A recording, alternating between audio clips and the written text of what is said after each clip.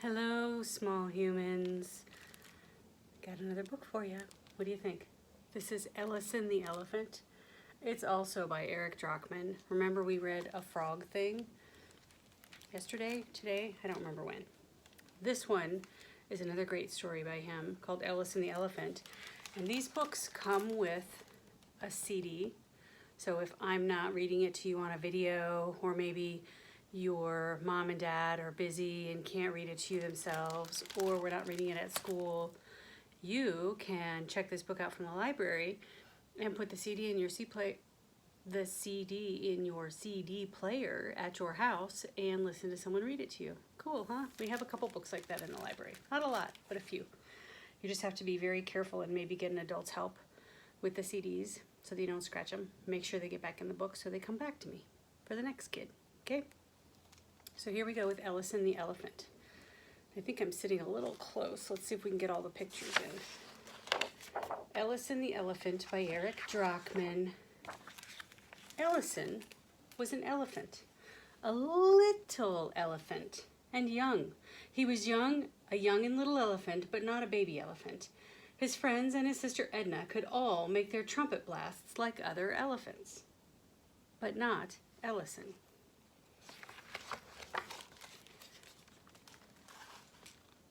He tried and he tried, but all he got was a little toot.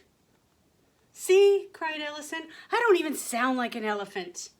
Ellison, I love your sound, his mother insisted. It sounds like you. Well, I don't want to sound like me, Ellison answered. I want to make a trumpet sound like everybody else.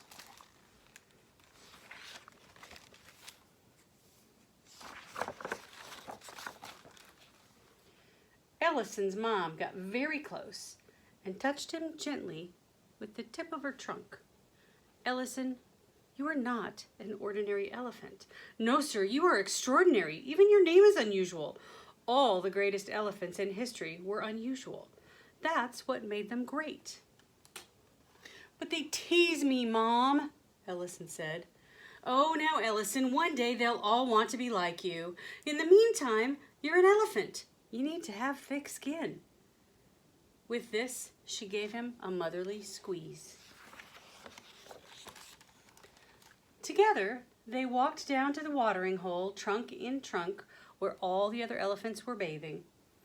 Ellison liked it when Mom washed his back, but when she sprayed under his chin, the ticklish Ellison giggled and squirmed. He watched as the others played their noisy games. They squealed and blasted and honked and blared, not wanting to be called Smellison or Tootie again.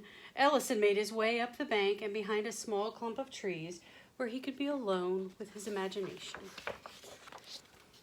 There, he tried and tried to make that wonderful grand call that came so easily to everyone else. He filled his cheeks with breath and he threw his big ears forward, but all he got was a little toot. Full of despair, Ellison stomped and stormed until he stumbled right over a bush. That did it! He kicked that little bush and pulled it from the ground and shook it with his trunk. My goodness. And that was when that bush yelled at Ellison. What do you think you're doing? Leave me alone, you elephant! Well, this is unusual, thought Ellison. I've been yelled at by all kinds of animals, but never by a bush. I'm sorry, little bush, Ellison apologized. Are you okay? Then, out of this bush, dropped that pesky weasel. Don't let it happen again, Smellison, he yelled, and then he waddled away. Ellison followed him around the corner, over the hill, and into a valley, talking as he went. Hey, wait up, Weasel! You can't talk to me like that! I'm bigger than you, and I apologized. And I didn't know you were there in the first place, and you can't make me feel any worse anyways, because I can't even make a trumpet sound like an elephant. All I can do is make a stupid little toot. Can I show you? The writing got smaller and smaller and smaller because they walked farther and farther away in the story. Isn't that clever? Weasel stopped in his tracks and turned around to look up at Ellison. Okay, do it. Do what? Ellison asked. Your sound, Weasel answered. Stop whining about it and let's hear it. Fine, Ellison agreed, and he blew a sad little sound. Weasel shook his head. Yep, that's terrible. I'd be mad too. And then he disappeared into a hole in the ground.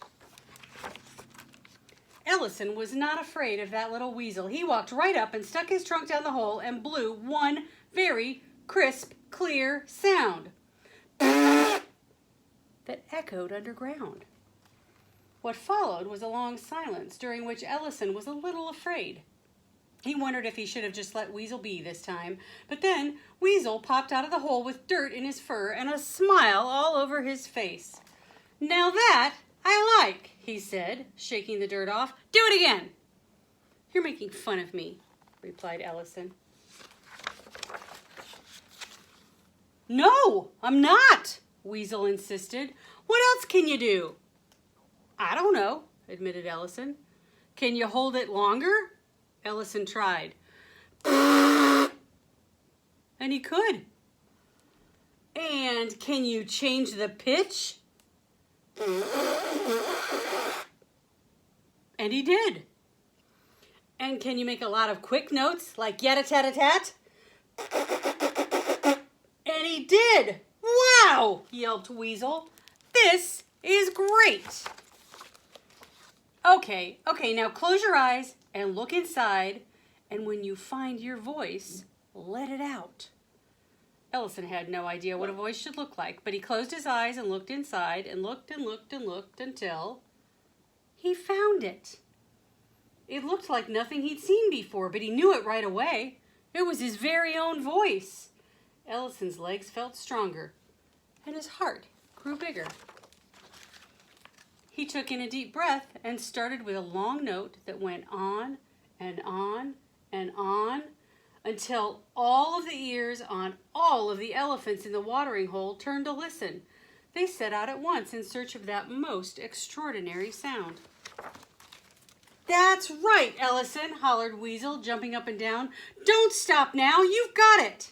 And Ellison did not stop. He made every sound that came from inside, and it formed a tune that made him dance. When the other elephants spied him from atop the hill, they saw and heard what they'd never seen or heard before. They stood and they watched with their mouths hanging open, and before they knew it, all of their trunks were swinging in time to the rhythm of Ellison's jazzy music. When he came to the end of his brand new tune, Ellison opened his eyes and saw and heard the whole herd. They rushed downhill to see the elephant who invented music. Leading the pack was Ellison's mom, beaming from one big ear to the other. How'd you do it, Ellison? I had help, Mom, from Weasel. Weasel? Asked Mom. Your imaginary friend? Yeah, he helped me find my voice, and it's really unusual. Edna, Eleanor, and Ellie crowded in next to Ellison, begging, teach us, please. Everyone wanted to be as unusual as Ellison. All of the elephants, and some of the other animals too, danced and sang and kept rhythm while Ellison played his jazz trunk. When the sun went down, the lightning bugs lit up the darkness. All night long, animals came from everywhere to hear the unusual elephant with the extraordinary sound.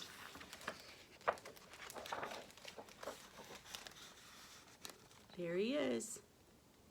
Him and Weasel walking off into the sunset together.